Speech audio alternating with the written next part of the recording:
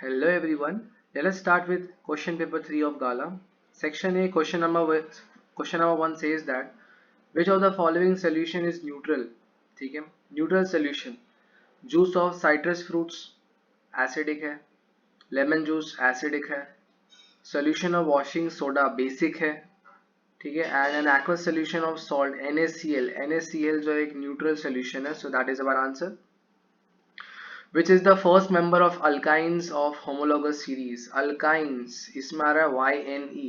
तो alkyne का तो जनरल फॉर्मूला होता है for alkynes we have general formula CnH2n-2.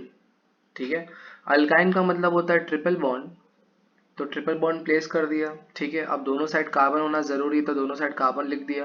Carbon की वैलेंसी 4 होती है तो यहाँ पर आ गए एक हाइड्रोजन और यहाँ पर आ गया एक हाइड्रोजन. ठीक है, तो फर्स्ट मेंबर यहाँ पर क्या आ गया, इसका फॉर्मूला क्या हो गया C2H2. C2H2 का मतलब क्या होता है इथ, और ट्रिपल बॉन्ड है तो वाइन, तो यहाँ पर क्या आ जाएगा ethyne is our answer. Dash is necessary for autotrophs. Autotrophs के लिए क्या इंपॉर्टेंट है? For plants carbon dioxide is required, water is required, chlorophyll which traps the sunlight, और सनलाइट भी इंपॉर्टेंट है. ठीक है, सारे क्राइटेरियाज जरूरी है, तो इसका जो करेक्ट ऑप्शन है, the correct option is D. All of the above is important. If five equal piece of resistance wire having 5 ohm resistance are connected in parallel, their equivalent resistance would be. मतलब हमने resistance in parallel लगाया और हर एक का resistance जो है 5 ohms है, तो 1/5 प्लस 1/5 प्लस 1/5, ठीक है, 5 टाइम्स कर देना है. So when you solve this तो ये कितना हो जाएगा 5/5. 5/5 जब आप सॉल्व करोगे 5 1 जा 5 1 जा, यहाँ पर क्या आंसर 1 ohms. तो रेजिस्टेंस इन पैरेलल जो आ रहा है आवर आंसर इज 1 ohms. तो 1 ohms is our answer. The magnification produced by a plane mirror is always. देखो प्लेन मिरर ना हमें एनलार्ज इमेज देगा ना हमें डिमिनिश इमेज देगा, जैसा ऑब्जेक्ट है वैसा इमेज मिलेगा, so it is always equal to 1. जल्दी finds it difficult to see nearby objects comfortably and distinctly. What is the cause of the defect? ठीक है, सो इसको प्रॉब्लम है पास का भी नहीं दिख रहा है और दूर का भी नहीं दिख रहा है, तो रीजन होगा इसके सिलरी मसल जो है वीक होंगे, because ciliary muscles adjust the focal length of eye. Focal length को वो एडजस्ट करते हैं. ठीक है, second is decrease in elasticity of eye lens. Eye lens जो है वो कन्वर्ज और डाइवर्ज नहीं कर रहे हैं. ठीक है, और क्या ऑप्शन दिए weakening of iris and weakening of optic nerve, तो इसमें ए और बी ऑप्शन जो है फर्स्ट और सेकंड ऑप्शन जो है वो आएगा. ठीक है, next is graphite structure is form by dash array being placed in the layer one above another. So graphite is consisting of hexagonal rings which is present above and below and they are held by the weak van der Waals forces. तो यहाँ पर आ गया hexagonal. A current through a horizontal power line flows in east to west direction.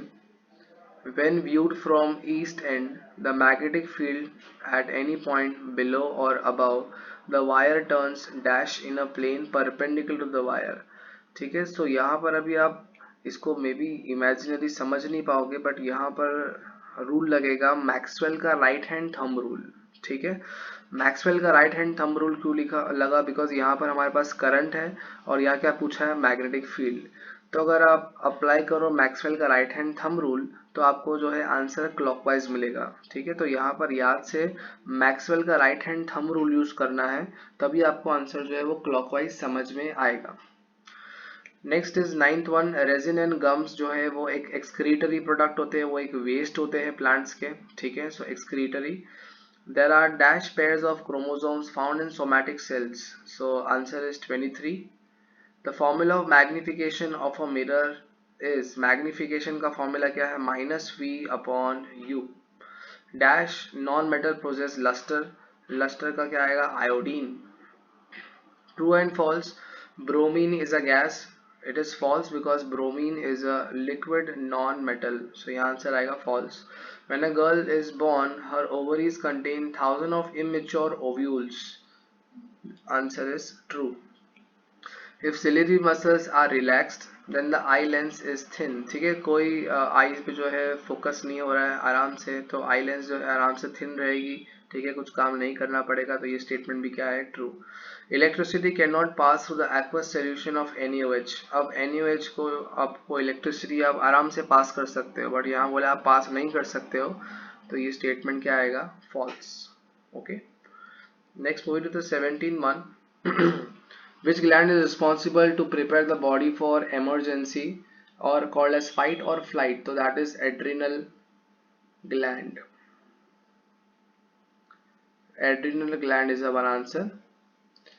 What is there in the stigma of a flower? Stigma देखो upper portion of flower होता है. So stigma has a sticky substance. Sticky substance जो pollen grain को क्या करेगी, attach करेगी. So stigma consist of a sticky substance which receives pollen grain from the anther. 19 question. Find and write the mismatch pair from the following. Mismatch pair यहाँ पर correction of far sightedness, तो ये तो भाई इसको दूर का दिख रहा है और पास का नहीं दिख रहा है, ये हमारा हो गया हाइपरमेट्रोपिया, इसको दूर का दिख रहा है और पास का नहीं दिख रहा है, ठीक है, तो इसको करेक्ट करने के लिए हमें कॉन्वेक्स लेंस यूज करना पड़ता है, तो ये कॉन्केव लेंस जो है वो मिसमैच है, वो रॉन्ग है, तो हमारा आंसर क्या आएगा, बी आएगा. Moving to the 21, how many electrons are there in 1 coulomb of charge? तो इलेक्ट्रॉन्स की बात करें और चार्ज की बात करें, ठीक है, अब एक इलेक्ट्रॉन का जो चार्ज होता है दैट इज 1.6 इंटू 10⁻⁻19 का चार्ज होगा, ठीक है. अब यहाँ पूछा है हाउ मेनी इलेक्ट्रॉन मतलब x का वैल्यू फाइंड करना है. How many electrons are there in 1 coulomb charge? x का वैल्यू आप फाइंड करोगे, आप क्रॉस मल्टीप्लाई करो, सो x इक्वल्स टू क्या हो गया, 1/1.6 इंटू 10⁻⁻19, ठीक है. 10⁻⁻19 को ऊपर ले जाओगे आप क्या हो जाएगा 10⁻+19, और 1.6 को यू कुड राइट 16/10, तो 10 जो है वो एक और एक जीरो ऊपर चला गया, तो ये क्या हो जाएगा 10⁻20/16. अभी डिवीजन करना है तो ये दो जीरोस ले लेते, तो ये क्या होगा 100 इंटू 10⁻18/16, ठीक है. When you divide this you will get 6.25 into 10⁻18 electrons, ये हमारा आंसर आ जाएगा, ठीक है, that is 6.25 into 10⁻18 electrons. Match the column करना है. मिड ब्रेन का फंक्शन है it helps control the listening part, hind brain जो है it control the salivation. Grass is a producer means which make their own food, and kite जो है पतंग की बात नहीं कर रहे हैं, बर्ड की बात कर रहे हैं, तो ये जो है वो टर्शरी कंज्यूमर में आएगा बिकॉज ये जो मरे ऑर्गेनिजम्स है उनको खाएगा. Let us start with section B. First question is give the characteristics test for the following gases. Now carbon dioxide gas है और NO2 गैस है, ठीक है. सो कार्बन डाइऑक्साइड गैस में क्या टेस्ट आएगा, carbon dioxide gas turns lime water milky, so CO2 के अंदर it turns lime water milky, ठीक है. अब रिएक्शन अगर लिखे, लाइम वाटर का फॉर्मूला क्या होता है, कैल्शियम हाइड्रोक्साइड, ठीक है. अगर आप CO2 गैस पास करोगे it converts into calcium carbonate CaCO3 का प्रेसिपिटेट बनेगा, और साथ में क्या फॉर्म होगा H2O. Fine. So this is the reason where white colour का प्रेसिपिटेट बनता है और ये सोल्यूशन जो है मिल्की में टर्न हो जाएगा, ठीक है. नाउ NO2 के लिए, फॉर NO2 के लिए जैसे एक एग्जांपल है lead nitrate PbNO3 whole twice, ठीक है. अगर आपने इसको हीट किया है आपको क्या मिलेगा, आपको मिलेगा PbO plus NO2 plus O2. अब NO2 जो है वो कलर क्या होता है इसका, reddish brown, so NO2 is a reddish brown gas, ठीक है. तो ये टेस्ट है कि रेडिश ब्राउन गैस निकल रही है ट्यूब में से. ना अगर ये एक्सपेरिमेंट के अंदर अगर एक टेस्ट ट्यूब है, उसमें लेड नाइट्रेट है PbNO3 होल ट्वाइस, उसको आपने हीट किया और यहाँ से कौन सी गैस रिलीज हो रही है, NO2। अब उसको आपको अगर टेस्ट करना है, so you have to take blue litmus paper. आपको ब्लू लिटमस पेपर को मॉइस्ट करना पड़ेगा। So you have to moist blue litmus paper. ठीक है, मॉइस्ट ब्लू लिटमस पेपर लेना है। नाउ NO2 जो है, NO2 it is the non metallic oxide. Non metallic oxide है, तो ये कौन सी गैस है, एसिडिक गैस है। तो NO2 का जो नेचर है, it is acidic in nature. अब एसिडिक नेचर होने की वजह से ये मॉइस्ट ब्लू लिटमस पेपर को किस में टर्न कर देगा, ब्लू लिटमस पेपर किस में टर्न हो जाएगा, रेड में टर्न हो जाएगा। ठीक है, so when we place a moist blue litmus paper near to the mouth of lead nitrate जिसको हमने हीट किया है, तो ब्लू लिटमस पेपर किस में टर्न हो जाएगा, रेड के अंदर। ठीक है, तो ये सी कैरेक्टरिस्टिक्स हो जाएगी, यहाँ पर कलर चेंज शो होगा। Next is give an example of a metal which is good conductor of heat and can be cut with the help of a knife. So heat के लिए the best conductor of heat है that is silver, Ag। ठीक है, the metal which can be cut with the help of a knife, so यहाँ पर आप ले सकते हो सोडियम ले सकते हो, पोटेशियम ले सकते हो और लिथियम ले सकते हो, इनमें से कोई भी मेटल चलेगा। Give difference between aerobic respiration and anaerobic respiration. देखो, aerobic respiration is a respiration which takes place in presence of oxygen, यहाँ पर ऑक्सीजन रिक्वायरमेंट है। और anaerobic respiration is that in which oxygen is not required. तो ये main point है। It occurs in all living cell of higher plants. ठीक है, generally higher plant से भी होगा। और इट अकर्स इन बैक्टीरिया है, कुछ फंगाई है, ठीक है, कुछ सीड्स, जर्मिनेटिंग सीड्स वगैरह, इसमें एनएरोबिक रेस्पिरेशन होगा। एरोबिक रेस्पिरेशन में एंड प्रोडक्ट जो है वो कार्बन डाइऑक्साइड और वाटर होगा।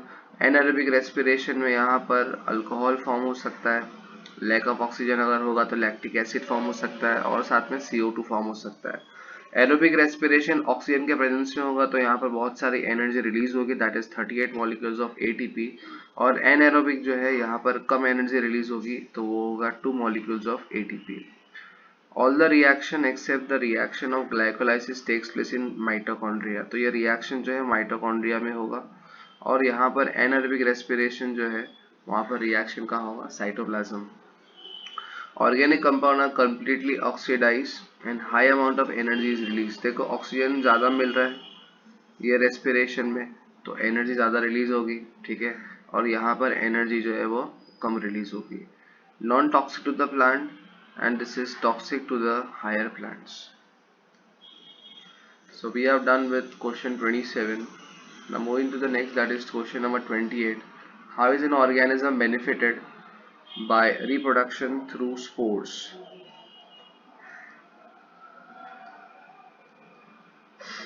ठीक है, spores are the tiny reproductive units that we could see जो स्पोरेंजियम या फिर स्पोर केस के अंदर होता है। So they act as a seed. ठीक है, they are tiny reproductive units. इसके एडवांटेज बताने हैं कि एक ऑर्गेनिज्म अगर स्पोर फॉर्मेशन से रीजनरेट होगा या प्रोड्यूस होगा तो उसमें क्या एडवांटेजेस होंगे। Spores can remain dormant till favourable condition becomes available. So ये एक चीज़ है कि स्पोर्स जो है स्पोरेंजियम के अंदर रह सकते हैं, एक्सट्रीम कंडीशन के अंदर भी रह सकते हैं, इनएक्टिव रह सकते हैं। ठीक है, एक्सट्रीम कंडीशन में सर्वाइवल इजी है। और दूसरा एक पॉइंट है कि यहाँ पर जब स्पोर केस फटेगा तो 100 ऑफ स्पोर जो है वो जो है लैंड अप होंगे सरफेस पे। ठीक है, और बहुत सारे न्यू ऑफस्प्रिंग्स प्रोड्यूस होंगे। Spores can disperse easily move हो सकते हैं। Spore can spread through water, air और एनिमल। ठीक है, तो यहाँ पर इजीली वो स्प्रेड हो सकते हैं एक प्लेस से दूसरे प्लेस तक। और 100 of new individuals can be formed.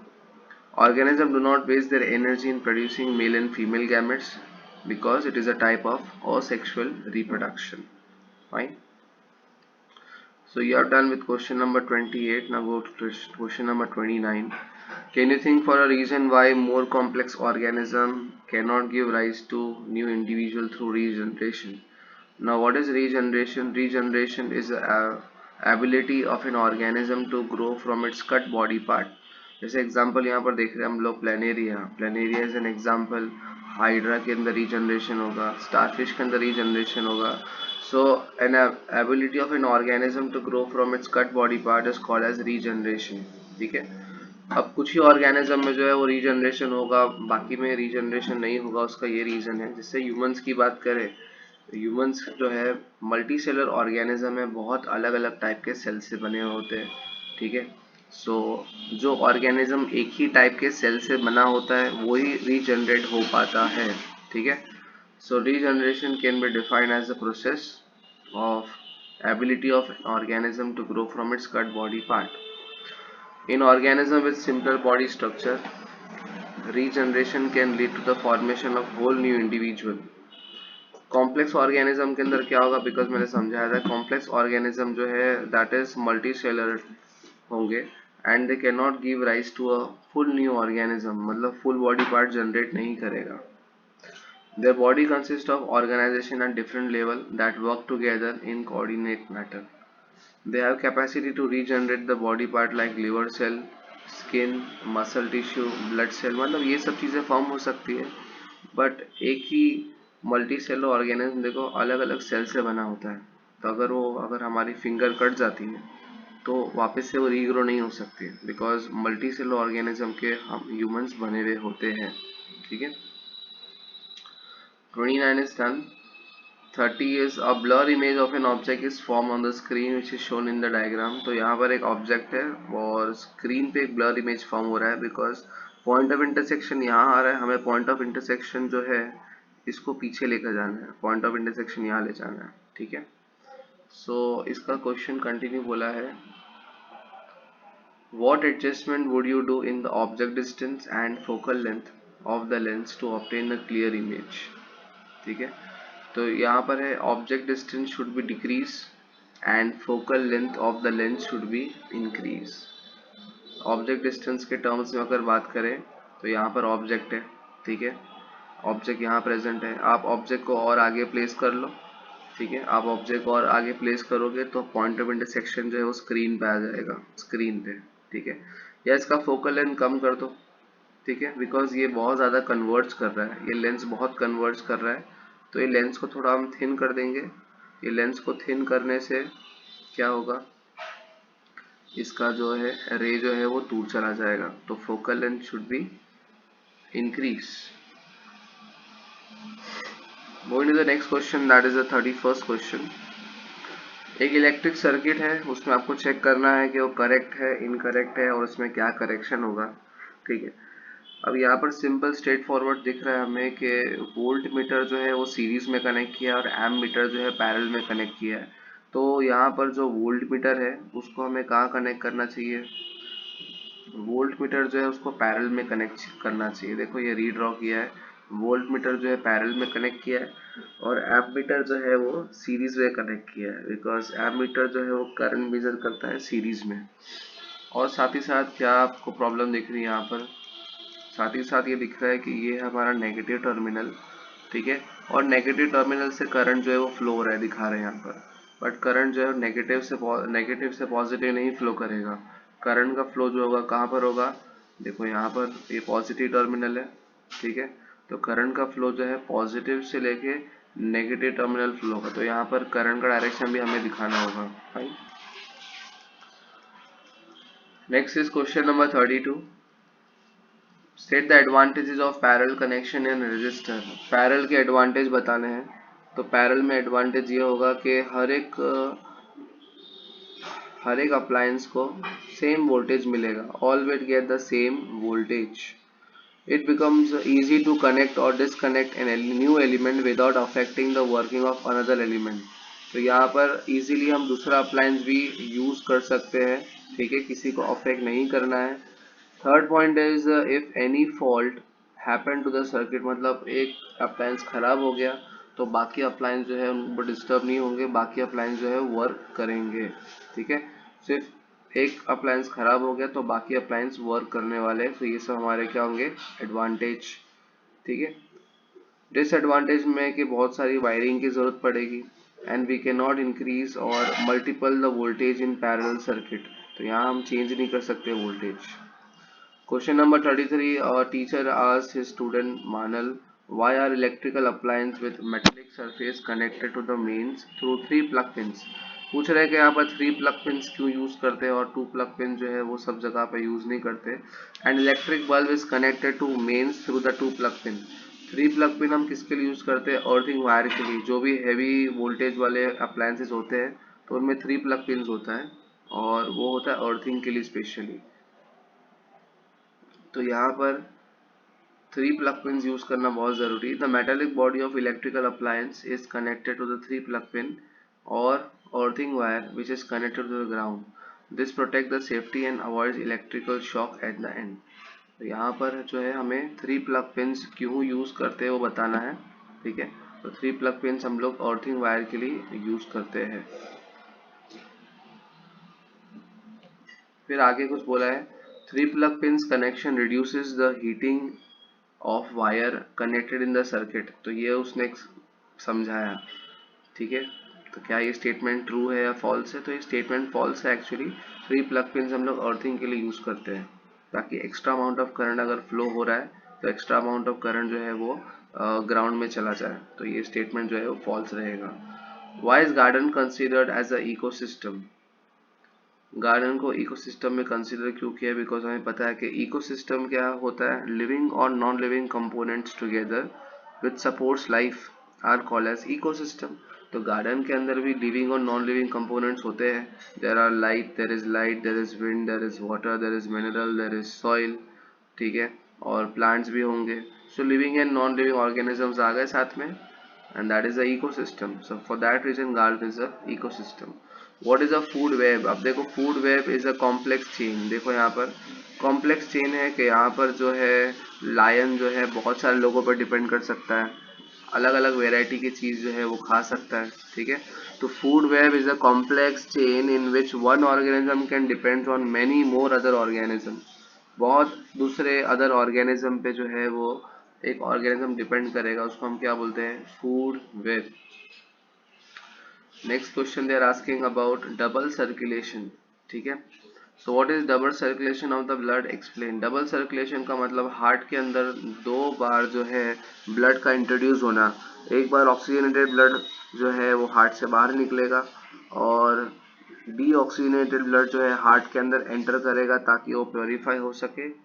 ठीक है, तो double circulation is a process by which the blood passes twice through the heart during one complete cycle. This type of circulation is found in amphibians, reptiles, birds and mammals. 37 question क्या बोल रहा है? 37 question says that we use power supply of 2 different current rating at our home. तो हमारे home में अलग अलग power supply rating में हम क्यों यूज करते हैं? रीजन उसका ये है बिकॉज बल्ब चल रहे हैं, फैन चल रहे हैं तो उनका पावर रेटिंग अलग है, रेफ्रिजरेटर का पावर रेटिंग अलग है, माइक्रोवेव का अलग है, गीजर का अलग है. ठीक है, तो जो भी छोटे मोटे अप्लायंसेज होंगे उनके लिए जो फ्यूज यूज करेंगे 5 एम्पियर्स का यूज करेंगे और बड़े अप्लायंसेज जो होंगे उनके लिए हम लोग जो फ्यूज यूज करेंगे वो 15 एम्पियर्स का यूज करेंगे. So we have two varieties, 5 amperes is there and 15 ampere is there. 15 amperes की जो लाइन है is drawn by using thicker wires. The 5 ampere supply is used for the bulbs, fans, fluorescent bulbs, while 15 ampere supply is used for the heater, cooler and conditioner. तो सबका power rating different होगा, depend on the appliance को कितना amount of current खींच रहे हैं.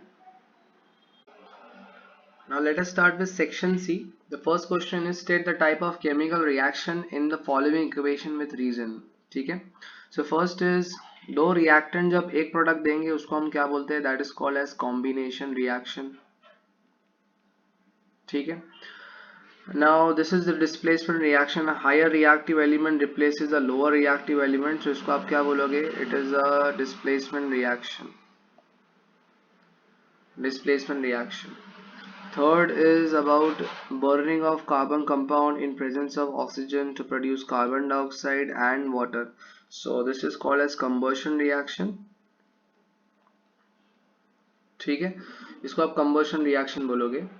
39 question is explain the extraction of metal at the low and at the moderate middle reactivity series from the sulfide ore with the necessary equation. So low reactive के लिए बताना है और moderate reactive के लिए बताना है। लो रिएक्टिव के लिए हम यूज कर लेते हैं मर्क्यूरी, तो मर्क्यूरी का और HgS, ठीक है, मर्क्यूरी का और Hg, इसको हम क्या बोलते हैं, सिनेबार, दिस और इज कॉल्ड एज सिनेबार। और यहाँ पर हम लोग क्या कर रहे हैं, this process is called as roasting, तो यहाँ पर हो रही है रोस्टिंग, ठीक है। So metal sulphides are converted into metal oxides in presence of oxygen, और साथ में कौन सी गैस रिलीज होगी, SO2 गैस रिलीज होगी, ठीक है। और लो रिएक्टिव है, लो रिएक्टिव है तो डायरेक्ट उसके ऑक्साइड को हीट कर देना है, ठीक है, कार्बन से रिएक्ट नहीं करना है, डायरेक्ट सल्फाइड को हीट करने देना है और हमें क्या मिलेगा, Hg+O2, ठीक है। सो स्ट्रेट फॉरवर्ड जो है लो रिएक्टिव मेथड्स के अंदर we have step number 1 that is roasting and step number 2 is what, heating. ये लो रिएक्टिव के लिए हो जाएगा, हीटिंग। ना मॉडरेट रिएक्टिव के लिए भी नो दैट दो मेथड्स हो सकते हैं, एक रोस्टिंग भी हो सकता है और एक कैल्सिनेशन भी हो सकता है, ठीक है। रोस्टिंग के तो मैंने समझा चुका हूँ। यहाँ मॉडरेट रिएक्टिव है तो यहाँ मॉडरेट रिएक्टिव लेते थे जिंक, जिसमें मेटल का सल्फाइड जो है ऑक्सीजन के प्रेजेंस में किस में कन्वर्ट होगा, metal oxide along with the presence of SO2। फिर बाद में जो ऑक्साइड और है वो कार्बन से रिएक्ट करेगा, कार्बन ऑक्सीजन का रिएक्ट करके क्या बना देगा, कार्बन मोनोऑक्साइड, ठीक है। तो यहाँ पर हमें प्योर मेटल मिल जाएगा। So this is your roasting of moderate reactive. Calcination भी कर सकते हैं आप मॉडरेट रिएक्टिव या मिडल रिएक्टिव के लिए। कैल्सिनेशन में क्या करना है होता है, metal carbonates are heated in absence of oxygen, तो यहाँ पर ऑक्सीजन के एब्सेंस में होगा, metal carbonate are heated in absence of oxygen to get what, metal oxide, और साथ में कौन सी गैस निकलेगी, कार्बन डाइऑक्साइड गैस। फिर वापस से सेम स्टेप करना है, ये मेटल ऑक्साइड को कार्बन से रिएक्ट करके we get zinc along with CO, ठीक है, ये फॉर्म हो जाएगा। Moving to the next question, that is 40 question 40. Out of three metals X, Y and Z, X reacts with cold water. देखो जो कोल्ड वाटर से react करता है वो मेटल होता है अपना सोडियम, ठीक है, लिख लेते हैं। And X react with cold water, Y reacts with hot water, जो हॉट वाटर से रिएक्ट करता है उसका नाम है मैग्नीशियम,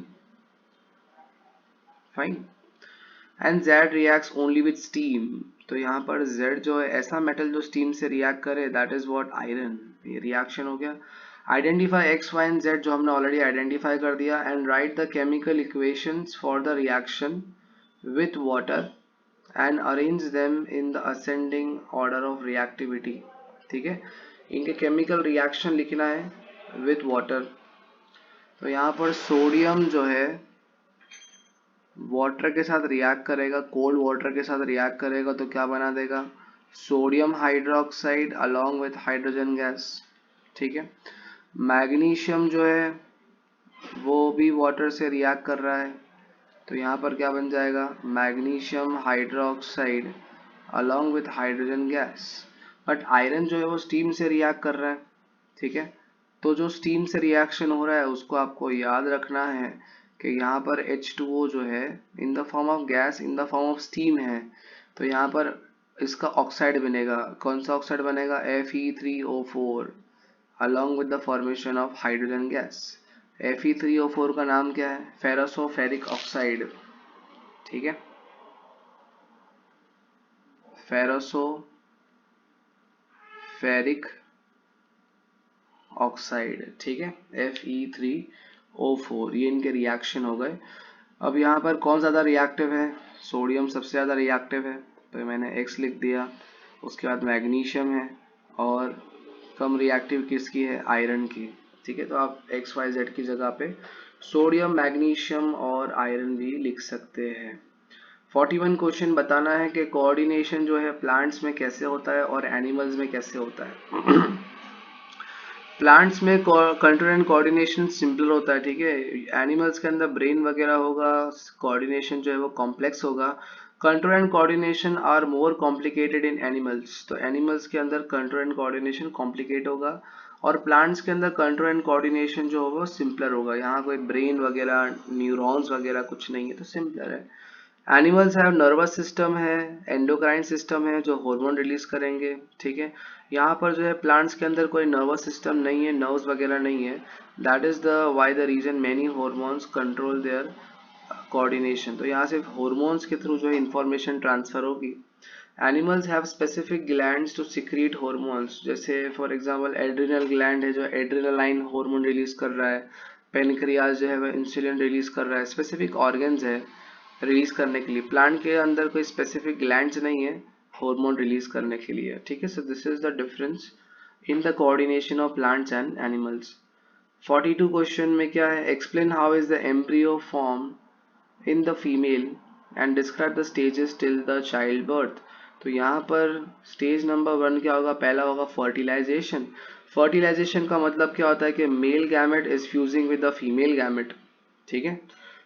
मेल गैमेट और फीमेल गैमेट फ्यूज करके स्टेज 1 फॉर्म करेंगे, that is what zygote. Zygote form हो गया, ठीक है। जाइगोट फर्दर डिवाइड करेगा ग्रुप ऑफ सेल्स के अंदर, टिश्यू बनाएगा, ऑर्गन बनाएगा और यहाँ पर क्या फॉर्म करेगा, एम्ब्रियो। और embryo is the undeveloped stage with each and every organ of a child is not developed properly. अब वो एम्ब्रियो जो फॉर्म हुआ है वो कहाँ पर जाके अटैच हो जाएगा, it gets implant on the walls of uterus. Uterus की वॉल्स पे जाके अटैच हो जाएगा, ठीक है। The embryo continues to develop in the uterus, फिर वो एम्ब्रियो जो है वो डेवलप होते होते यूटेरस पे अटैच हो जाएगा। It gradually develops different internal organ including limbs, मतलब उसके हाथ पैर वगैरह वो सब बनते जाएंगे और फाइनल स्टेज आ जाएगा जहाँ वो फीटस में कन्वर्ट हो जाएगा। Fetus is a stage where each and every organ of the child is developed properly. Okay. Now moving to the next one, that is 43 question.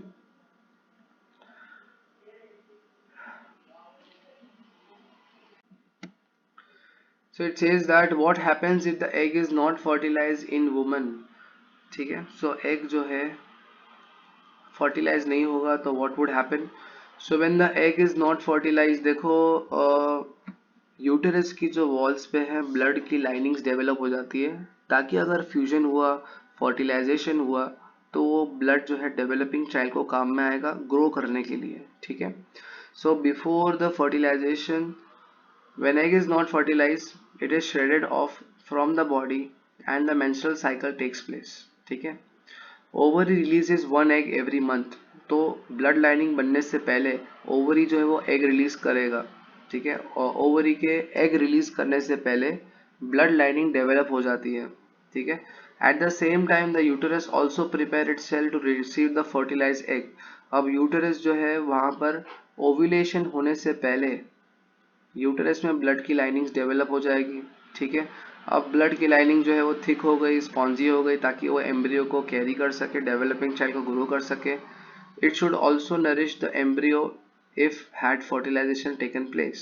But अगर फर्टिलाइजेशन प्लेस नहीं हुआ, अब फ्यूजन ऑफ मेल और female gamete हुआ ही नहीं, अब जो ब्लड लाइनिंग डेवलप हुई वो कुछ काम की नहीं है, so that lining gets break down in the form of bleeding. It is called as menstrual cycle, ठीक है। और ये 5 to 7 डेज तक जो है वो कंटिन्यू होगी, फाइन।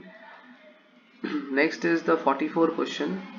44 क्वेश्चन जो है that is the numerical from the light reflection chapter. An object of size 4 centimetre, मतलब ऑब्जेक्ट की जो हाइट दी है h1 4 सेंटीमीटर, इस place at a distance of 25 centimetre. तो ऑब्जेक्ट का डिस्टेंस जो है वो 25 सेंटीमीटर है, ठीक है। कॉनकेव मिरर है, सबसे पहले यहाँ पर आइडेंटिफाई हमने कर लिया, it is a concave mirror.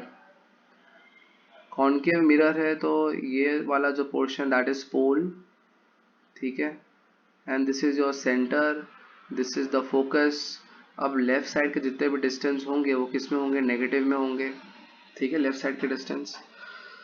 तो ऑब्जेक्ट डिस्टेंस नेगेटिव में आ गया, फाइन। एंड फोकल लेंथ दिया है 15 सेंटीमीटर, और फोकल लेंथ जो है वो भी लेफ्ट साइड है मिरर के, तो यहाँ पर क्या आएगा -15 सेंटीमीटर, ठीक है। At what distance the image will form, मतलब हमें v फाइंड करना है कि v कहाँ पर फॉर्म होगा। सो मिरर फॉर्मूला क्या होता है, 1/f equals to 1/v plus 1/u। आपको v फाइंड करना है तो रीअरेंज कर दो, इसको यहाँ भेज दो, तो 1/v equals to 1/f minus 1/u, ठीक है।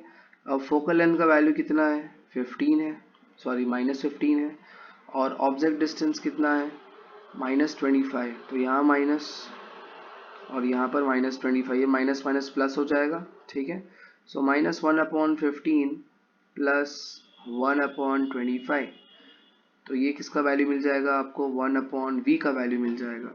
So when you solve this you will get 1/v का जो वैल्यू आएगा इट विल कम अराउंड 37.5, ठीक है। अगर हमें v का वैल्यू चाहिए तो रेसिप्रोकल कर देंगे, तो v इक्वल्स टू क्या आएगा, -37.5 सेंटीमीटर। तो ये हमारा क्या आ गया, इमेज डिस्टेंस। आगे बोला है find the size and nature of image. Size of image find करना है, मतलब h2 फाइंड करना है। इसके लिए फॉर्मूला क्या होगा, h2/h1 इक्वल्स टू -v/u, ठीक है। आपको h2 फाइंड करना है, तो फॉर्मूला क्या हो जाएगा, h2 equals to -v into h1/u, ठीक है। अब v की वैल्यू कितनी दी है क्वेश्चन में, हमने जस्ट फाइंड किया, माइनस तो ऑलरेडी है, तो ये कितना हो गया, -37.5। h1 का वैल्यू, हाइट कितनी दी है क्वेश्चन में हाइट दी है 4 सेंटीमीटर, तो यहाँ हम क्या लिख देंगे 4, ठीक है। और object distance u, object distance भी क्वेश्चन में दिया है, दैट इज -25 सेंटीमीटर, तो ये भी -25 होगा, ठीक है। माइनस माइनस कैंसिल हो गया, यहाँ एक माइनस ऑलरेडी प्रेजेंट है। So when you solve this you will get answer that is -6 centimetre. -6 centimetre h2 आ रहा है। हाइट जो है अगर नेगेटिव में आएगा तो इमेज क्या होती है, रियल एंड इन्वर्टेड। तो इसका नेचर क्या हो गया, इसका नेचर हो गया real and inverted. Real and inverted image जो है वो फॉर्म होगी। So this was the 44th one. Moving to the next, that is 45th question. Explain the new Cartesian sign convention system for the reflection by a spherical mirror. ठीक है, तो ये अगर concave mirror ले लेते हैं, ठीक है, तो यहाँ हमें साइंस कन्वेंशन बताने के भाई कौन से साइन कब यूज करना है। तो अगर कॉनकेव मिरर है तो आपको पता होना चाहिए कि जो डिस्टेंस अगर लेफ्ट साइड होंगे तो उसको आपको किस में लेना है, नेगेटिव, और डिस्टेंस जो अगर राइट साइड होंगे तो उनको आपको क्या लेना है, पॉजिटिव, ठीक है। हाइट की बात करें, अगर लेफ्ट साइड हो या राइट साइड हो, हाइट की अगर बात करें तो हाइट अगर एक्सिस के ऊपर होगी तो हाइट किस में आप लोगे, हाइट आप क्या लोगे, पॉजिटिव लोगे। और अगर इमेज की हाइट जो है वो नीचे है एक्सिस के, तो आप हाइट क्या लोगे, नेगेटिव में। तो ये इसके साइन कन्वेंशंस रहेंगे, ठीक है। 46 क्वेश्चन के अंदर है tungsten is used as exclusively for making filaments of electrical bulbs. First of all tungsten का जो मेल्टिंग पॉइंट होता है बहुत ज़्यादा हाई होता है, it is near to 3000 to 3500 degree Celsius, और जल्दी मेल्ट नहीं होगा। उसकी अच्छी प्रॉपर्टीज होती है, हाई टेंसाइल स्ट्रेंथ होगी, हाई मेल्टिंग पॉइंट होगा, ठीक है। तो ये सब प्रॉपर्टीज की वजह से हम लोग उसको लाइट बल्ब में यूज करते हैं। और टंगस्टन के इसका रेजिस्टेंस भी बहुत ज़्यादा हाई होता है। हाई रेजिस्टेंस होने की वजह से बल्ब भी है जो अच्छे से ग्लो करेगा। तो इसका नेक्स्ट सब क्वेश्चन है, why does the cord of electrical heater do not glow while its thermal component glow. ठीक है, जो वायर है वो ग्लो नहीं करता, और जो कंडक्टर है, जो इसका मटेरियल है वो ग्लो करेगा। The heating element of a heater is made up of alloy which has very high resistance. ठीक है, तो रेजिस्टेंस ज्यादा है तो हीटिंग एलिमेंट जो है वो ग्लो करता है। So when the current flows through the heating element, it becomes too hot and glows red due to the heating effects of current. ठीक है, तो कोई भी एक एलिमेंट होगा वो एलॉय का बना होता है, एलॉय का बना होता है तो उसका रेजिस्टेंस क्या होगा, हाई होगा, तो हाई रेजिस्टेंस की वजह से वो ग्लो होगा। ठीक है, but the resistance of the cord, cord का मतलब जो है कोई एक कॉपर का वायर हो गया, एल्यूमिनियम का वायर, इनका रेजिस्टेंस क्या होता है, लो होता है। ठीक है, रेजिस्टेंस लो होने की वजह से ये ग्लो नहीं करते हैं। Let us start with section D. Explain the manufacturing of bleaching powder with the chemical equation. State its any two uses. Bleaching powder बनाना है, ठीक है। So bleaching powder बनाने के लिए bleaching powder का फॉर्मूला क्या होता है, that is CaOCl2, ठीक है। CaOCl2 का केमिकल नेम अगर आपको याद हो, that is what, calcium oxychloride. So हमें ब्लीचिंग पाउडर प्रिपेयर करना है, ठीक है। So when calcium hydroxide solution is taken, और कैल्शियम हाइड्रोक्साइड सोल्यूशन के अंदर अगर हम क्लोरीन गैस इंट्रोड्यूस करेंगे, so it gives us a bleaching powder that is CaOCl2 along with the formation of H2O। देखो यहाँ H2O बचेगा, ठीक है। सो ब्लीचिंग पाउडर के अंदर क्या लिखना है कि when chlorine gas is pass to lime water, slake lime और calcium hydroxide, it gives us bleaching powder. ये इक्वेशन रहा इसका, ठीक है। इसके दो यूजेस, ब्लीचिंग है, ब्लीचिंग एजेंट है, तो obviously it is used in as a disinfectant, in killing the germs, in purification of water, sterilization of drinking water, ठीक है। it is used for manufacturing of chloroform। chloroform का formula क्या होता है, CHCl3, ठीक है। क्लोरोफॉर्म बनाने के लिए यूज करते हैं। it is used for bleaching silk and wool। it is used as oxidizing agent in many chemical industries to obtain various chemical product। It is mainly use as bleaching agent for cotton, linen and wood pulp, ठीक है। So as a bleaching agent, as a oxidising agent जो है हम लोग bleaching powder को use करते हैं, okay. Next is what is क्लोर alkali process, right it's equation, right the name of product form in this process. क्लोर alkali process के अंदर जो है मेन ये प्रिपरेशन जो है, it is related with the preparation of sodium hydroxide, ठीक है। तो 48 का अगर देखें, ये जो है हमारा 47 था, ठीक है। 48 अगर देखें, so it is related to the preparation of sodium hydroxide. तो NaOH बनाना है, NaOH बनाने के लिए we require what, we require NaCl, NaCl और वाटर। NaCl और वाटर में को हम लोग जो है इलेक्ट्रिसिटी पास करेंगे, ठीक है।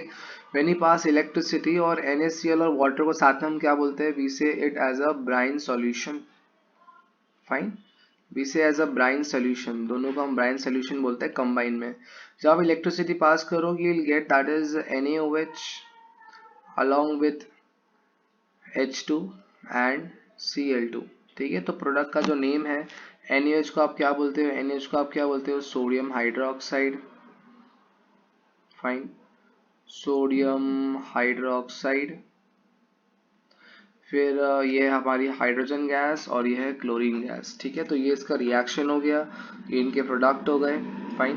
And state the uses of any one product, इनके यूजेस बताने हैं, सोडियम हाइड्रोक्साइड का क्या है या किसी एक का यूज बताना है, ठीक है। यहाँ पर हमने जो है वो तीनों के यूजेस बता दिए। यहाँ पर राइटिंग पार्ट में एक्सप्लेनेशन भी दिया है कि when electricity is pass to the aqueous solution of sodium chloride, मतलब ब्राइन सोल्यूशन में जब आप इलेक्ट्रिसिटी पास करोगे, it forms what, sodium hydroxide, chlorine gas and hydrogen gas, जो ऊपर मैं समझा चुका हूँ। This process is called as chlor alkali process because of the product form chlor for chlorine and alkali from sodium hydroxide. तो यहाँ पर जो है क्लोरीन बन रहा है और साथ में अल्कली बन रहा है। NaOH जो है वो होता है अल्कली, ठीक है। Alkali are those base which are soluble in water. तो क्लोरीन और अल्कली दोनों चीज फॉर्म हो रही है, इसलिए इसको क्लोर अल्कली प्रोसेस बोलते हैं, ठीक है। क्लोरीन गैस कहाँ लिबरेट होगी, एनोड पे, ठीक है। क्लोरीन जो है वो नेगेटिव चार्ज होता है उसके ऊपर, और एनोड जो रॉड होता है वो पॉजिटिव चार्ज का रॉड होगा। तो क्लोरीन गैस कहाँ पर इंट्रोड्यूस होगी, एनोड पे होगी, ठीक है। हाइड्रोजन जो है जिसपे प्लस चार्ज होगा, और कैथोड वाले रॉड पे जो चार्ज होता है वो माइनस चार्ज होता है, सॉरी कैथोड वाले पे प्लस चार्ज होगा। तो फिर ये सॉरी कैथोड वाले पे माइनस चार्ज होगा रॉड पे। तो हाइड्रोजन गैस जो पॉजिटिव है वो नेगेटिव वाले पे इंट्रोड्यूस होगी, फाइन। डायग्राम वगैरह नहीं है, बड़ी याद रखना है आपको। यूजेस बताना है क्लोर अल्कली प्रोसेस में NaOH के बारे में। कॉस्टिक सोडा जिसको हम बोलते हैं, जिसका कॉमन नेम है caustic soda, it is use in the manufacturing of various chemical in industries, ठीक है। हाइड्रोजन गैस जो है एज अ फ्यूल यूज करते हैं रॉकेट वगैरह में। Chlorine is use as a bleaching agent, ठीक है। तो यहाँ पर याद करने वाली चीज़ ये है कि Cl2 गैस और H2 गैस है, ठीक है। एक हो गया अपना एनोड और एक हो गया कैथोड, ठीक है। पूरा डायग्राम तो नहीं बना रहा हूँ बट याद कराने के लिए, एनोड जो रॉड होता है पॉजिटिव रॉड होगा और कैथोड जो रॉड होगा वो नेगेटिव रॉड होता है, ठीक है। क्लोरीन जो है वो उसका इलेक्ट्रोनेगेटिव है ज़्यादा, तो वो पॉजिटिव एनोड रॉड पे कलेक्ट होगी, और हाइड्रोजन को प्लस होना पड़ेगा, तो हाइड्रोजन जो है वो कैथोड नेगेटिव वाले रॉड पे कलेक्ट होगा, ठीक है। Now moving to the next question, that is the 49 question. What is isomerization? What is isomerism? State the isomers of pentane and write their structural formula. ठीक है, आइसोमर्स के बारे में बताना है आपको। तो यहाँ पर आइसोमर्स की डेफिनेशन रिकॉल करो। आइसोमर्स की डेफिनेशन क्या है? आइसोमर्स की definition, they have same chemical formula but different structure, ठीक है। तो मैं यहाँ लिख लेता हूँ। सो आइसोमर्स के बारे में, they have same chemical formula but different structure,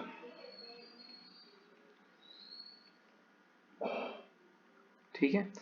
यहाँ पर एग्जाम्पल में इन लोग ने पूछा है कि पेंटेन के बारे में उनके आइसोमर्स बताओ, ठीक है। एक अल्केन है, एक अल्केन का जनरल फॉर्मूला क्या होता है? CnH2n+2, ठीक है।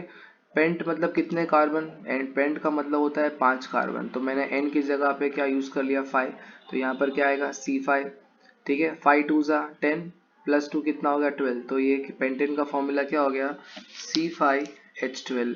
अब C5H12 के अलग अलग आइसोमर्स बनाने हैं, मतलब अलग अलग स्ट्रक्चर बनाने हैं। तो पहला स्ट्रक्चर हम देखते हैं। पहला हो गया स्ट्रेट चेन वाला, 5 कार्बन स्ट्रेट चेन में बना लो, 1 2 3 4 5। हाइड्रोजन यहाँ पर कितने हैं? 3। हाइड्रोजन यहाँ पर कितने हैं? 2। यहाँ पर हाइड्रोजन 2, यहाँ पर हाइड्रोजन 2 और यहाँ पर हाइड्रोजन 3। तो यहाँ फॉर्मूला कितना हो जाएगा? C5H12, ठीक है। ये स्ट्रेट चेन में है, तो इसको हम क्या बोलते हैं? एन पेंटेन, ठीक है। अब दूसरा कौन सा स्ट्रक्चर बन सकता है सेमी फॉर्मूला से? अभी 5 कार्बन स्ट्रेट में थे, तो हम यहाँ पर 4 कार्बन स्ट्रेट में लेंगे, ठीक है। फिर एक और एक स्ट्रक्चर बनाना जिसमें आप 3 कार्बन स्ट्रेट में लोगे, ठीक है। 4 कार्बन स्ट्रेट करने के बाद एक कार्बन बच जाता है, तो एक कार्बन जो है हम यहाँ प्लेस कर लेते हैं, आप बीच में भी कर सकते हो, ठीक है। सो टोटल हो गए हमारे कितने कार्बन? वापस से 5 हो गए। यहाँ पर हाइड्रोजन कितने आएंगे? 3 आएंगे। यहाँ भी कितने आएंगे? 3 आएंगे। यहाँ कितना? एक हाइड्रोजन, यहाँ भी एक और एक। तो टोटल आप हाइड्रोजन काउंट करोगे, you will get what? C5H12, ठीक है। अब यहाँ पर इसका नाम क्या होगा? यहाँ पर लॉन्गेस्ट चेन में लॉन्गेस्ट चेन सिलेक्ट करा हमने, तो एक कार्बन जो है ब्रांच कार्बन मिला हमें। जब एक कार्बन जब आपको ब्रांच मिलेगा तो उसके लिए वर्ड का यूज होता है आइसो, ठीक है। और टोटल और ओवर कार्बन कितने हैं? 5, तो इसका नाम क्या होगा? आइसोपेंटेन, आइसोपेंटेन, ठीक है। तो हमने 5 की स्ट्रेट चेन बना ली, फिर 4 की स्ट्रेट चेन हो गई, अब 3 की स्ट्रेट चेन हो गई, ठीक है। तो एक कार्बन यहाँ हो गया और एक कार्बन यहाँ हो गया, ठीक है। तो यहाँ पर भी हाइड्रोजन कितना आएंगे? 3 3 3 एंड 3। देखो आइसोमर्स की डेफिनेशन ये थी कि यहाँ पर सबका केमिकल फॉर्मूला देखो सेम ही आ रहा है, C5H12 C5H12 C5H12, ठीक है। बट इनका स्ट्रक्चर अरेंजमेंट जो है वो अलग है। देखो यहाँ पर आप स्ट्रेट चेन सिलेक्ट कर लो, लॉन्गेस्ट चेन सिलेक्ट कर लो। अब देखो 2 कार्बन ब्रांच में हो गए। 2 कार्बन जब ब्रांच में हो जाए तो उसके लिए वर्ड क्या यूज करते हैं आप? नियो, ठीक है। टोटल नंबर ऑफ कार्बन 5 है, तो इसका नाम क्या होगा? नियो पेंटेन, ठीक है। तो ये इनके हो गए आइसोमर्स और इनके structures, fine. Move to the next question, that is 50 question. What is excretion? Excretion का मतलब सिंपली होता है कि वेस्ट रिमूवल होना, ठीक है। टॉक्सिक सब्सटेंस जो प्रोड्यूस हुए हैं प्लांट्स में या एनिमल्स में, जो भी वेस्ट प्रोड्यूस हुआ है वो वेस्ट रिमूव होना, उसको हम क्या बोलते हैं? Excretion. Describe human excretory system with the diagram. तो एक्सक्रीशन का मतलब क्या होता है? The toxic waste which are produce in the body, जो भी बॉडी के अंदर वेस्ट प्रोड्यूस होगा वो सब जो है रिमूव हो जाना, that is called as excretion, ठीक है। अब यहाँ पर हम लोग ह्यूमन के अंदर एक्सक्रीशन अगर देखें, सो वी हैव किडनी, जो आप लेबलिंग में याद रखना है। किडनी जो है it helps in the filtration of blood, fine. फिर जो भी यूरिन प्रोड्यूस होगा वो कहाँ जाएगा? यूरेटर में जाएगा। फिर टेम्पररी यूरिन कहाँ पर स्टोर होगा? यूरिनरी ब्लैडर के अंदर। और urethra is the final opening जहाँ से यूरिन रिमूव हो जाएगा, ठीक है। इसके स्ट्रक्चर के बारे में थोड़ा देख लेते हैं। तो इसका डायग्राम जो है वो इम्पोर्टेंट रहेगा, आपको डायग्राम पे ध्यान देना है। The waste that are produced in the human body are removed by the process of excretion. Human body consists of number of excretory organs such as liver, skin, kidney, ठीक है। But there is a specialize system in human that helps to purify blood. तो kidney के अंदर actually होते क्या है, kidney के अंदर होते हैं नेफ्रॉन्स, और नेफ्रॉन जो है वो ब्लड को फिल्ट्रेशन में हेल्प करेंगे। It consist of kidney, ureter, urethra, urinary bladder. तो ये पूरे सिस्टम के अंदर आप डायग्राम में भी देख सकते हो, ठीक है। Kidney are present in the lower abdomen and bean shape structure होते हैं, और वो फिल्ट्रेशन करेंगे ब्लड का, और जो भी रिमूव हार्मफुल वेस्ट हमारी बॉडी में होगा वो ब्लड के थ्रू ब्लड में से रिमूव कर देंगे, ठीक है। इट ऑल्सो रीअब्जॉर्ब्स असेंशियल आयन, जो इंपॉर्टेंट आयन्स है हमारी बॉडी के लिए इंपॉर्टेंट है, वापस से हमारी बॉडी में चले जाएंगे, ठीक है।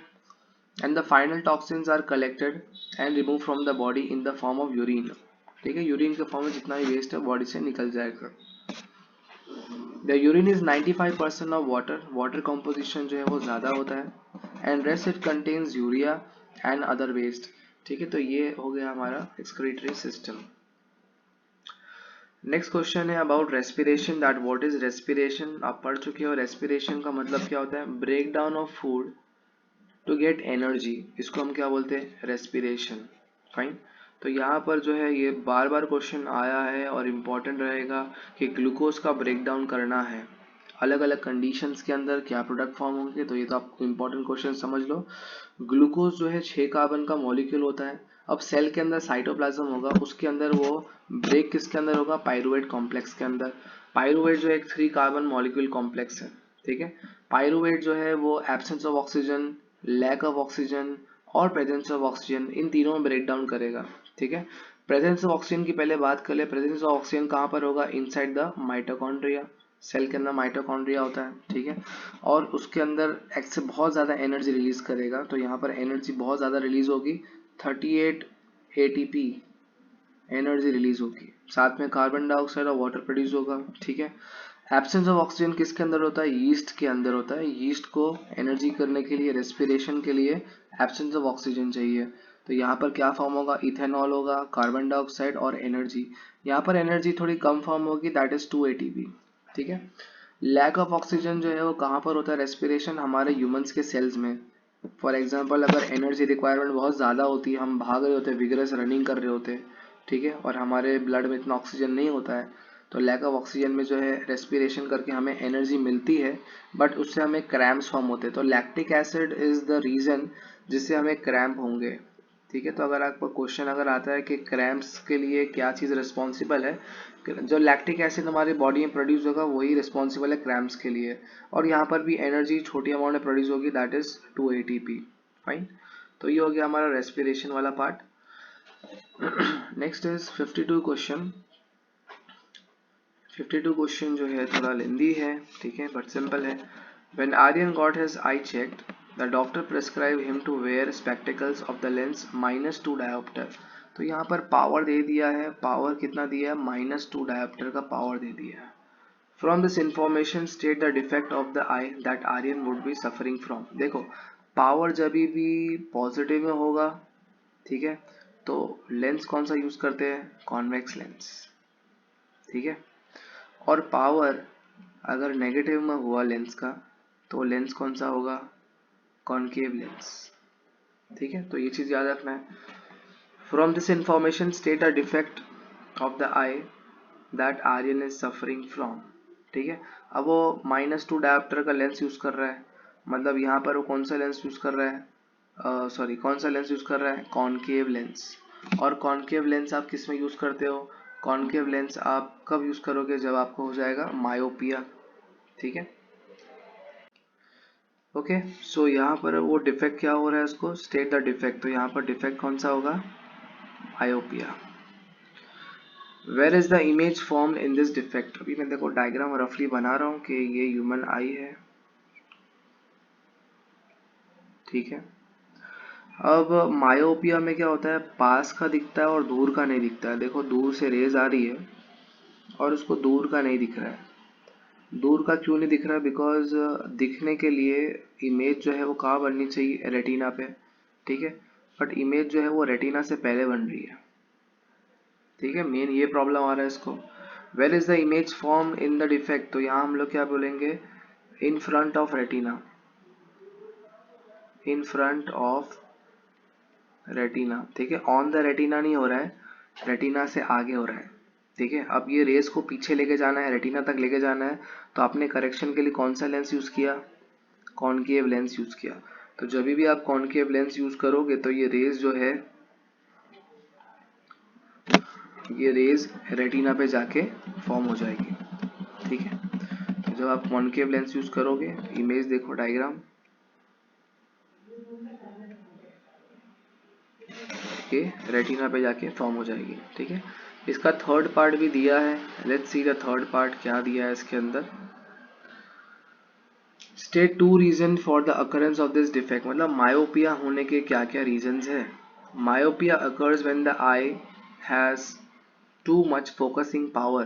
देखो आप डायग्राम में भी देख सकते हो कि बहुत ज़्यादा फोकस करने की वजह से जो इमेज फॉर्म हुआ है वो रेटिना से पहले फॉर्म हुआ है। Either because the eye lens is too long or because the cornea is more curve, मतलब कॉर्निया बहुत ज़्यादा कर्व है तो उससे कन्वर्जिंग पावर जो है बहुत ज़्यादा हो गया, ठीक है। इसलिए जो इमेज फॉर्मेशन है वो रेटिना से आगे फॉर्म हो रहा है। By which lens would this defect corrected, तो ऑलरेडी हम ऊपर भी लिख चुके हैं, तो यहाँ पर करेक्शन किससे होगा, कॉनकेव लेंस से।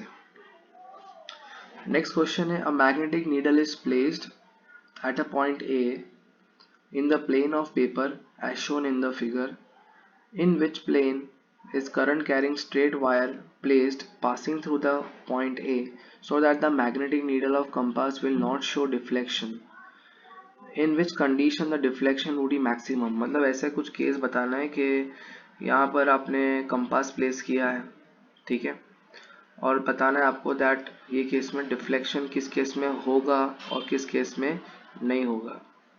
Let's see the explanation. We know that when the magnetic field and direction of current are perpendicular to each other, देखो फ्लेमिंग का लेफ्ट हैंड रूल आपको पता है कि तीनों चीज़ परपेंडिकुलर होगी। अगर करंट हो गया, करंट यहाँ पर आपकी मैग्नेटिक फील्ड हो गई, ठीक है, और फोर्स, ये तीन चीज़ परपेंडिकुलर होती है 90 डिग्री पे एक दूसरे को, तब उनका मैक्सिमम फोर्स जो है वो मैक्सिमम एक दूसरे पे वो एक्ट करते हैं। फोर्स भी मैक्सिमम होगा, करंट भी मैक्सिमम होगा और मैग्नेटिक फील्ड मैक्सिमम होगी, ठीक है। So we know that when the magnetic field and the direction of current are perpendicular to each other the deflection is maximum, ठीक है। तो मैक्सिमम कौन से केस में होगा, जब आपस में वो क्या हो, एक दूसरे के परपेंडिकुलर हो। But when they are in the same plane, अभी एक ही प्लेन में मैग्नेटिक फील्ड भी हो, एक ही प्लेन में करंट भी हो, तो वहाँ पर कोई डिफ्लेक्शन नहीं होगा नीडल में, एक ही प्लेन में होंगे। तो मैक्सिमम कब देखने मिलेगा, जब वो आपस में क्या हो, करंट और मैग्नेटिक फील्ड आपस में क्या हो, परपेंडिकुलर हो। बट अगर एक ही प्लेन में करंट भी फ्लो हो रहा है, मैग्नेटिक फील्ड फ्लो हो रही है, तो वहाँ पर कंपास जो है कोई डिफ्लेक्शन शो नहीं करेगा। So the current carrying conductor needs to be placed in the same plane as the magnetic compass, को हमें कोई डिफ्लेक्शन नहीं देना है। तो जो बाजू में मैग्नेटिक कंपास प्लेस किया है वो उसको डिफ्लेक्शन देना ही नहीं है। वो केस में आपको क्या करना है, करंट को और मैग्नेटिक फील्ड को दोनों को आपको सेम प्लेन में प्लेस करना होगा, तब जाके कोई डिफ्लेक्शन नहीं मिलेगा, ठीक है।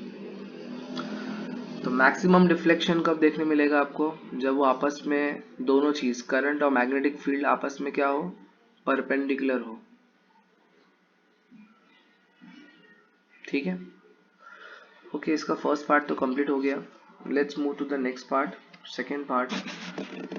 ए B is a current carrying long straight conductor in the plane of a paper, ठीक है। ए बी ये जो है कंडक्टर है, यहाँ पर डायग्राम में करेक्शन है, करंट का डायरेक्शन दिया नहीं है, ठीक है।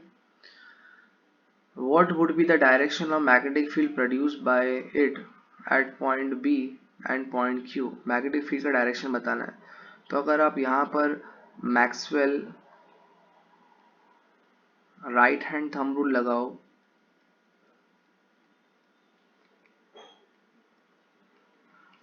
Maxwell right hand thumb rule क्या बताता है कि thumb point towards the direction of current and the curled fingers जो होती है it represent the direction of magnetic field. तो करंट डायरेक्शन अपवर्ड हो गया, करंट डायरेक्शन जब अपवर्ड हो गया तो यहाँ पर मैग्नेटिक फील्ड देखो मूव कैसे करेगी, it will move like this, ये एंटी क्लॉकवाइज डायरेक्शन में मूव करेगा, ठीक है। तो यहाँ पर पूछा है what will be the direction of magnetic field, तो यहाँ पर मैग्नेटिक फील्ड का डायरेक्शन P पे क्या होगा, इनवर्ड्स लिखना पड़ेगा। ठीक है, देखो ये वाले पॉइंट से क्या हो रहा है, अंदर जा रहा है, और Q का क्या होगा, आउटवर्ड, बिकॉज ये बाहर आ रहा है। तो यहाँ पर P पे क्या होगा, इनवर्ड्स, इनवर्ड मूव हो रहा है, और यहाँ पर Q पे क्या होगा, आउटवर्ड। ठीक है, नेक्स्ट बोला है कि R1 is more than R2, मतलब ये रेडियस बहुत ज़्यादा है एज कम्पेयर टू दिस, इसका रेडियस थोड़ा कम है। ठीक है, और हमें पता है कि स्ट्रेट कंडक्टर्स के आसपास जितना पास रहेगा एरिया, उतना मैग्नेटिक फील्ड उसकी उतनी स्ट्रांग होगी, है ना, उतनी मैग्नेटिक फील्ड स्ट्रांग होने वाली है। अब R1 का जब रेडियस बहुत ज़्यादा है R2 से, R2 का रेडियस कम है, तो यहाँ पर मैग्नेटिक फील्ड जो है लेंथ कम हो गई, तो यहाँ पर मैग्नेटिक फील्ड जो है वो स्ट्रॉन्गर होगी। ठीक है, और इसका रेडियस ज़्यादा है, तो यहाँ पर मैग्नेटिक फील्ड धीरे धीरे तो कम हो जाएगी। ठीक है, तो यहाँ पॉइंट आगे बोलना है that R1 is more than R2 in is given, then at which point will the strength of magnetic field greater. ठीक है, कौन से पॉइंट पे जो है वो ग्रेटर रहेगी, तो यहाँ पर ये जो R2 वाला पोर्शन है वहाँ पर मैग्नेटिक फील्ड जो है ग्रेटर होगी। R2 वाले में magnetic field would be greater as compare to R1, because radius कम होगा तो मैग्नेटिक फील्ड भी स्ट्रेंथ ज़्यादा होगी। ठीक है, एक्सप्लेनेशन लिखा है कि एज पर the right hand thumb rule the direction of magnetic field will be in the anti clockwise direction, जो मैं ऑलरेडी पहले ऊपर समझा चुका हूँ कि एंटी क्लॉकवाइज डायरेक्शन मोशन होने वाला है। Now let us imagine the plane of paper to be the plane of conductor. So as P, the field lines will be in the plane and Q will be outside the plane. मैं समझा भी चुका हूँ कि P की जो magnetic field line है वो कहाँ जा रही है, इनवर्ड्स, और Q के लिए क्या जा रही है, आउटवर्ड्स। ठीक है, since the magnetic field is stronger near the conductor, the strength of the magnetic field will be larger at R2. Already explanation हो गया, theory part लिखी हुई है। Fine. नेक्स्ट यहाँ पर 54 क्वेश्चन जो है वो 54 question says what are trophic levels and explain the various trophic levels with diagram. तो यहाँ पर ट्रॉपिक लेवल्स के बारे में क्वेश्चन है। Trophic levels are those through which the energy is transferred from one energy level to another energy level. ठीक है, हर एक ट्रॉपिक लेवल को एक्सप्लेन करना है। ठीक है, एक्सप्लेनेशन पार्ट दिया नहीं मैंने इस बार। अब प्रोड्यूसर्स क्या होते हैं, producers are the plants which make their own food. ठीक है, वही सबसे इंपॉर्टेंट पार्ट रोल प्ले करते हैं। सनलाइट को जो है केमिकल एनर्जी में कन्वर्ट करेंगे, फिर एनर्जी कहाँ ट्रांसफर करेंगे, प्राइमरी कंज्यूमर्स। प्राइमरी कंज्यूमर में कौन आते हैं, हमारे हर्बीवोर्स। ठीक है, हर्बीवोर्स को कौन कंज्यूम करता है, कार्निवोर्स, जो कि हमारे किस में आएंगे, सेकेंडरी कंज्यूमर्स। और लास्ट में क्या आएगा, ओमनिवोरस या फिर आगे डीकम्पोजर्स। ठीक है, तो ये ट्रॉपिक लेवल का डायग्राम रहेगा। Thank you everyone for watching.